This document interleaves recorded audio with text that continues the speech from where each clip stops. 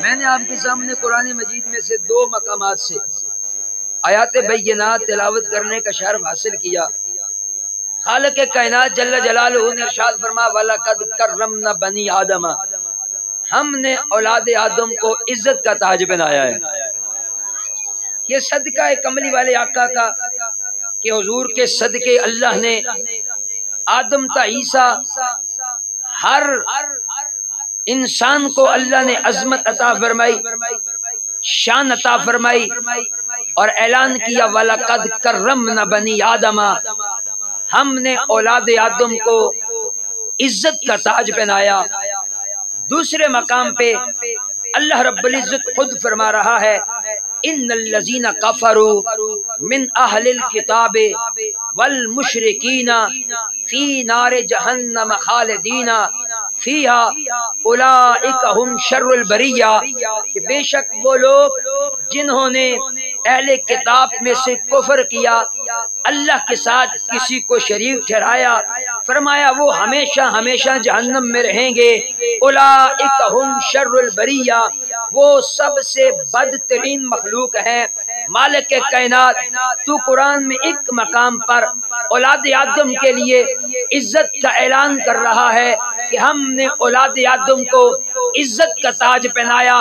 پڑھے لکھے لوگ بیٹھے ہوئے ہیں، سوال ذہنوں میں پیدا ہوتا ہے کہ اولاد آدم میں کیا کفار شامل نہیں، کیا مشرکین شامل نہیں؟ اگر اولاد آدم کے اندر شامل ہیں تو اللہ نے کافروں کو، مشرکوں کو نار جہنم کے اندر ہمیشہ کے لیے کیوں داخل کیا؟ انہیں بدترین مخلوق کیوں قرار دیا؟ صاحب روح البیان یہ سوال بھی بنتے ہیں، اس کا جواب بھی دیتے ہیں۔ اپنے مقدروں پہ ناز کرو، رب نے یار کو امتی بنا کے مصطفیٰ کے گن گانے والا بنایا ہے۔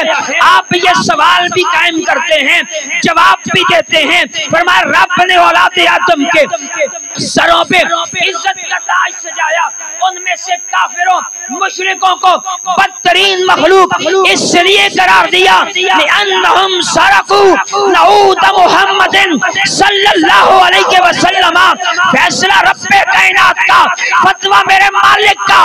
فرمایا اللہ نے ان کو بدترین مخلوق اس لیے قرار دیا کہ وہ مصطفیٰ کی نعتوں کو چھپایا کرتے تھے، آقا کی شانوں کو چھپایا کرتے تھے۔ معلوم یہ ہو گیا جو مصطفیٰ کی نعتوں کو چھپائے وہ شر البریہ ہوتا ہے، اور جو مصطفیٰ کی غلامی میں آ جائے وہ خیر البریہ ہوتا ہے۔ اور آج کیا ہو سارے سبحان اللہ۔ جو مصطفیٰ کی شانوں کو چھپائے وہ بدترین مخلوق، اسے رب نے شر البریہ کہا۔ جو مصطفیٰ کی غلامی میں آ جائے رب کہتا ہے اولئک ہم خیر البریہ، رب اسے سب سے اعلیٰ ہونے کا سرٹیفکیٹ عطا فرما رہا ہے۔